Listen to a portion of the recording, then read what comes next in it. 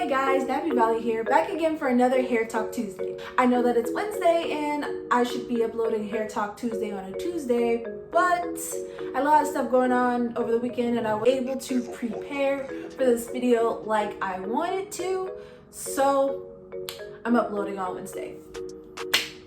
Alright, cool. Today we're going to be talking about whether or not manufacturing companies that buy up Black-owned hair care company businesses are actually putting harmful chemicals that are destroying Black people's hair. We're going to be examining the Diva Curl situation. We're going to be examining Shea Moisture as well, and we're going to talk a little bit about Carol's daughter. If you are interested in this type of content, definitely stay for the entire video to hear my thoughts and stuff, and make sure you like and subscribe to this channel. Now that you have subscribed to my channel and liked the video, we can continue with this Hair Talk Tuesday. Okay, so how this video is going to go is I have the screenshots on my iPad and I'm going to show them on the screen and I'm just going to basically react to them. So the first tweet of this thread is, can we please talk about how white people are buying Black-owned hair companies products and putting harmful ingredients in them, and now many Black people and people of color are losing years worth of natural hair progress. Look at all the ingredients changing in the product lately. Next tweet. The most obvious piece of evidence, DevaCurl complaint pages. The most popular YouTubers, models, and bloggers advertised this product for years. Even as their hair broke down and slowly withered, many were in denial because of the platform and business contract they were in. Shea Moisture is a well-known example of someone who proudly used DevaCurl day in and day out for years. She invested her time, money, loyalty, and consistency into this product, only for it to yield trauma in return. She has recovered, but the obstacles were unnecessary / unethical. And that's a picture of Shea Moisture. She kind of like started this whole DevaCurl trend of just people talking about their personal experiences with the brand and the products and all that. Next tweet, the business was sold, acquired, and then thrown around a few times before obtaining some stability. This is your new DevaCurl CEO. This company wasn't too deep-rooted and ethnically loud to begin with, so no surprise. Okay, we're gonna stop there in the thread. So yeah, she talks about each company differently. So the first thing, got my notes. So the first thing I want to talk about is basically the company. So DevaCurl was founded by Lorraine Massey in 1994. And she ended up selling it in 2013 to a company called Graham Capital Partners. And basically from an article that I read, she left the company because she wanted to pursue her own endeavors. Really, she just wanted to live her best life. That's what it seemed like on the article. There wasn't really any other reason why she sold DevaCurl. First thing I want to note is that Lorraine Massey is not even Black. She is a white woman from the UK who just happens to have curly hair. I'll show a picture of who she is. You kind of can't say that it was once Black owned and now it's because it's owned by white people, it has bad ingredients, because she was never Black to begin with. But you know, that's why we have this thread and that's why I'm doing this video, so that we can just get all the facts straight. I also want to bring up the fact that she is the founder of the Curly Girl method and the Diva cuts. So she had started this whole Curly Girl method that basically was switch out your conditioner for shampoo, stop using combs, brushes, silicone, cotton towels, things of that nature. So if anybody has harassed you about using those things, blame her. She's the one who made that method really, really popular and branded it as the Curly Girl method. She also owned a lot of salons that followed this method while using the DevaCurl products, and she had a specific type of Diva cut that you could cut your curly hair while dry, and it was a certain method, and the cut was extremely expensive. Basically, sis was getting her coin before she left the company in 2013. And the reason why I'm bringing up the Curly Girl method is that there might be a connection or correlation between what the people are experiencing and what other people experience with natural hair care products. and that specific method of doing your hair. I'm going to insert 2 videos that I found on YouTube. The first video is from a cosmetic chemist, a link to basically all the articles that I read for this video, and to the videos that I used in my video are linked all in the description box if you want to check them out. So the first video is basically of a cosmetic chemist talking about her thought process on the Diva Curl scandal, and the second video is of a textured hair specialist. She also goes in on like what she thinks of the Diva Curl scandal, what it might be, and like basically way more background information in the first video. So I'm gonna play those and let you guys see where I'm coming from when I say my next point. And to my knowledge, women are using the product, and I guess over time, they're seeing that their hair texture is changing, but ultimately some of them, a lot of them actually from what I've been hearing, are losing hair, like clumps of hair. And I believe it's like a Facebook group where women, like thousands of women are part of this group, and they're talking about their hair loss, and they're showing photos, and I'm like, oh my gosh, so it's not like one person or 2, people, it's like multiple people who are experiencing this dilemma. So, me, I'm like, okay, let's look at the ingredients. What is inside the product? What could be causing this? I mean, what's going on? So I go on the website and I look at the ingredient list, and as I'm looking at it, I'm realizing there's nothing on here that raises a red flag for me. I mean, these are ingredients like water and glycerin and cetyl alcohol, which is a thickener, and benzodiazepine chloride, which is an emulsifier conditioning agent, and isopropyl palmitate, which is an ester, and emollient. These are ingredients that I work with every single day. I've made products with these ingredients. What can be the issue? Because after those ingredients, you have your extracts, and you have your perfume, or your fragrance, and your preservative, and that's the whole entire ingredient list. So what dawned upon me is that the issue that I believe is, once again, it's my opinion, is that women are not cleansing their hair. Even though it is advertised as a no-poo cleanser, you're really not getting much cleansing going on here, because it's really just a conditioner. So women are going prolonged periods without effectively cleansing their scalp. And this is kind of one of the issues I have with the whole curly girl method, and that's a whole nother video. But the whole thing about not using shampoo. Imagine you going weeks, months without cleansing your body. The scalp is part of our body. The scalp is part of our skin. Imagine if every day, I ain't putting no cleanser on, I'm just gonna put some lotion on. Baby oil and some lotion every single day. Can you imagine the amount of buildup my skin would have, the amount of irritation, inflammation, and rashes my skin would have because I have all this gunk on my skin? I'm not cleansing my body. The same thing is happening with the hair. Now here's what happens. There's a scalp condition called folliculitis. Now folliculitis, that is the inflammation of the scalp. A lot of that is caused by buildup of oils, dirt, environmental factors, things that need to be cleansed from our scalp. However, when there's a continuous buildup of that, our pores can get clogged up. And when that happens, that can lead to hair loss. And when I say hair loss, I mean like hair from the scalp, like loss, like chunks of hair. So my opinion, I think women who are experiencing hair loss from using this product is potentially because of the fact that they have not been effectively cleansing their hair to the point that they're losing their hair due to folliculitis. What is happening to people's hair? Well, there are 2 major hair concerns. The first is hair loss. People are noticing accumulated shedding and hair fall, thinning around the hairline, and overall loss of density, and even scalp damage. The second is hair damage. People are experiencing extremely dry and brittle hair that is not able to accept moisture, that is extremely damaged, breaking off, becoming stringy, and even straightening out. So we're going to dive in. What causes hair and scalp damage? Well, the first issue that can explain why a lot of these people are having problems with their hair and scalp is most likely being caused by buildup. Now, buildup kind of sounds obvious, but it can be a lot more serious than it seems. It is not just weighed down hair and a greasy scalp. Buildup is actually a major hair care and scalp care concern that creates a snowball effect of problems. Well, let's take a look at their famous no lather, no poo. This cleanser follows the methodology of no shampooing, conditioner washing. But does it actually wash the hair?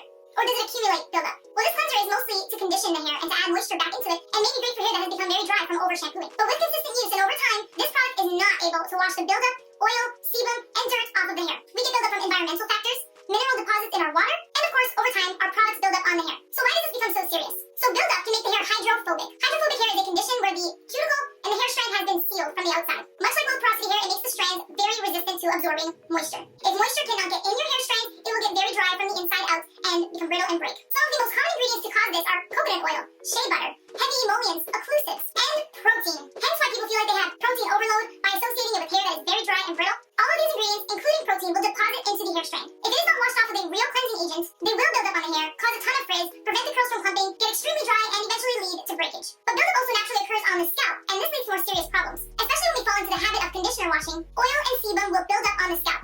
Now what this is going to do is actually feed a fungus that naturally occurs on our skin called malassezia, and your scalp will turn into the ideal environment for things like dandruff to occur. Remember that dandruff and dry skin are different. Dandruff occurs on oily skin, and it is produced by this fungus, or yeast if you will. Malassezia is a yeast, and when there's an accumulation of it on your scalp, it will lead to inflammation, and inflammation eventually leads to hair loss. And while some of the most severe cases and allegations are being made by long-term DevaCurl users that have almost exclusively been using DevaCurl, we may see correlation to blame the products. But this can happen with the use of any hair care line. If the hair is not regularly being cleansed, clarified, and removed of all the buildup, it can not just lead to these problems like breakage and dandruff, but it will also create an imbalance of the hairs. So the scalp burning, the extreme itchiness, the redness, the blisters, tenderness, swelling,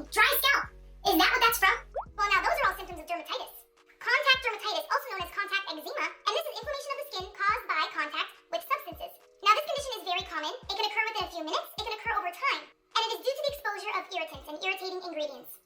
Now, why would there be irritants in products that are deemed safe and for all curl kind?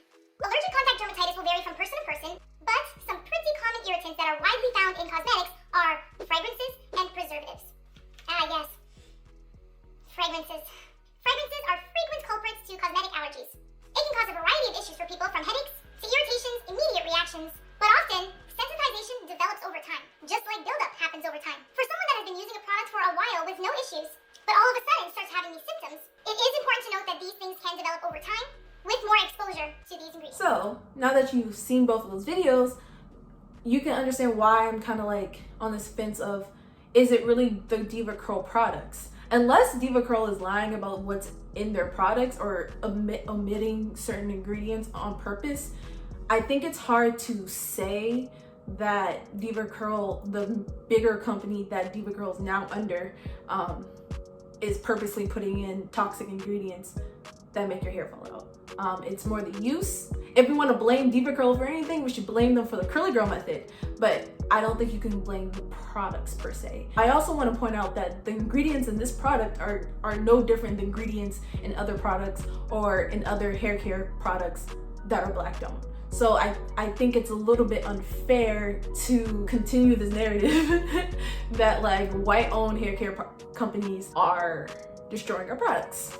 Okay. Second case provided. Shea Moisture. The founders who built the company ground up are pictured in the left photo. However, in small print, you'll notice it was acquired by British consumer goods company Unilever in 2018. The second photo is the CEO of Unilever. I just want to say that the picture that she is using, the guy on the left is the guy who started it. The woman in the middle is the new CEO of Shea Moisture or Sandel Brands. We're gonna get into it, but she's not the person who started it or built the company up.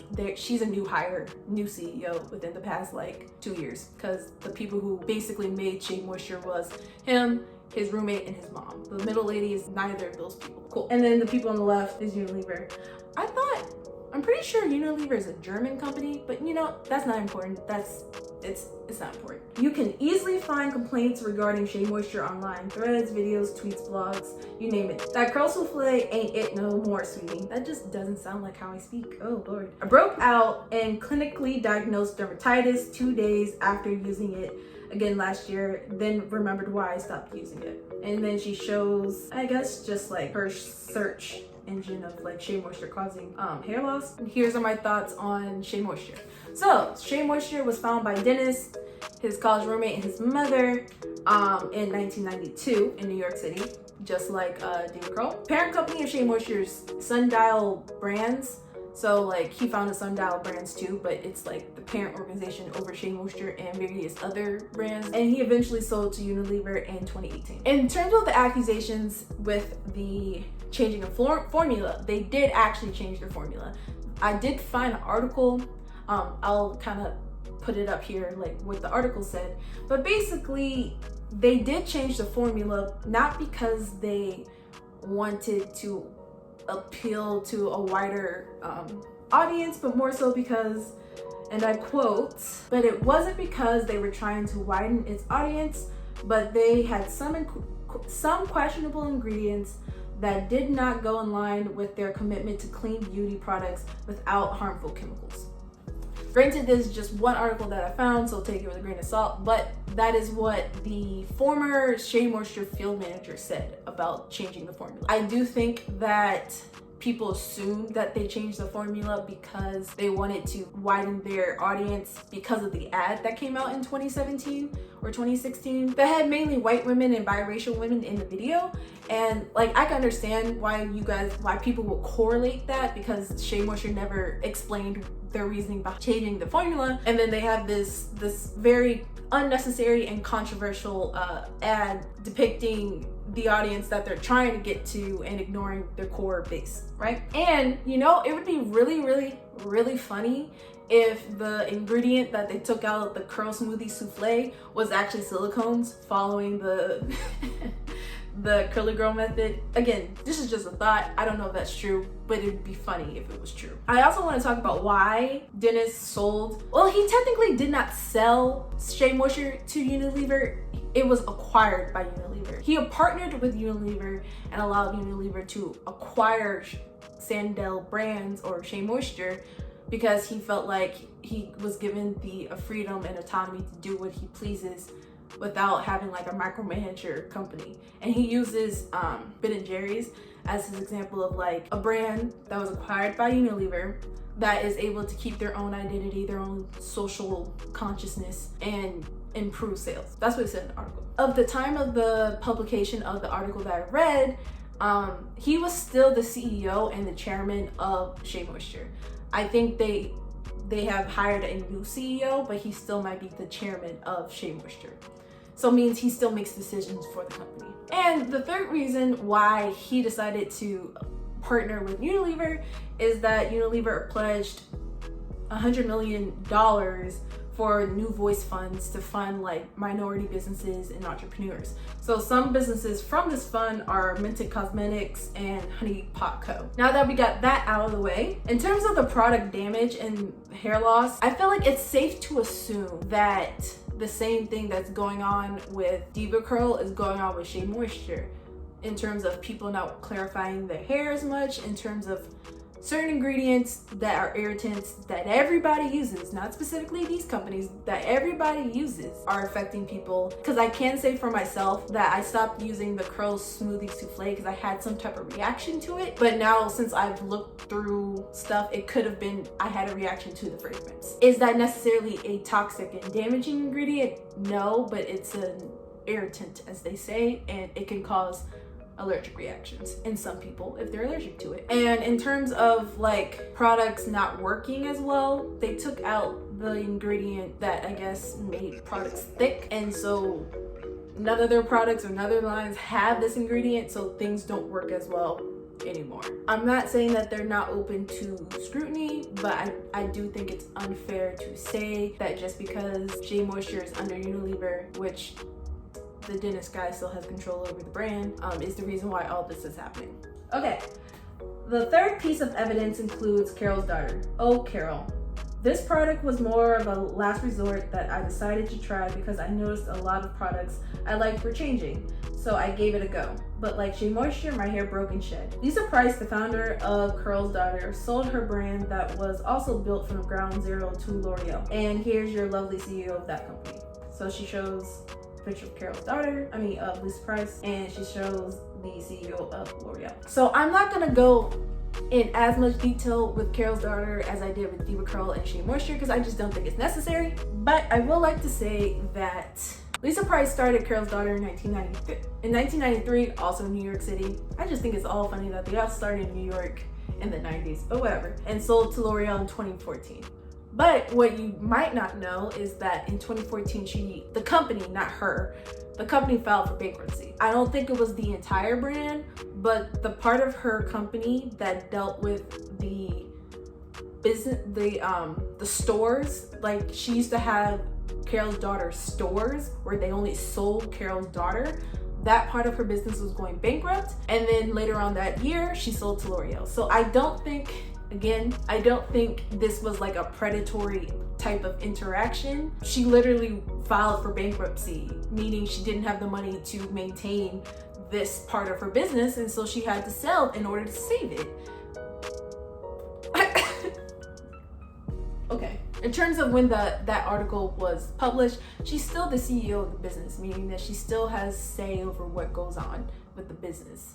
But to basically conclude this video, I just want to start off by saying I am no way trying to come for the girl who made the thread, but I just noticed that this is a narrative that a lot of people have, even I had at a certain point in time. It's just great that her thread just has everything in one place and it's consolidated. Second thing I want to say is that I think it's unfair to continue this ideology that major brands are trying to buy up black hair care because they're trying to make money. That part is true. They're trying to make money and destroy our hair products. That I don't think is true. Why would they invest money in something that won't make them money? And the third thing is I personally blame the curly girl method for a lot of the issues talked about in this video. So if people want to personally sue Diva Curl or Lorraine Massey for perpetuating false information or half-truths, I would stand behind that. But I don't think it's fair to just say the products, it's the products, because sometimes it's not always the products, sometimes it's how you're using the products. I think it's unfair that companies utilize trends to make money even though somebody in the company knows that this can lead to potential issues. Maybe not for DevaCurl because the lady's the one who started it, but for other companies that incorporated the curly girl method into their own hair products and their own hair products line. Somebody in their cosmetic chemistry department, the research and development department, probably knew that something like this would happen, probably said something, but the marketing team dismissed it. So to me, the issue is that like hair companies don't realize they have the authority on like what is true and what's not, and if they're noticing a trend that can be potentially dangerous in the long run, I personally feel like they should say something about it, because it's like, we're not doctors, we're not chemists, we're not clinically trained. So why is it our responsibility to look these up? Shouldn't you guys have our best interest in hand? But yeah, that's basically what I have to say about that. Leave a comment down below on your thoughts on this video. Do you agree or disagree? But that's all I have for this video. Hope you enjoy the rest of your Wednesday. I hope to be on time next week for my Hair Talk Tuesdays. But yeah, see you guys on Friday. Bye.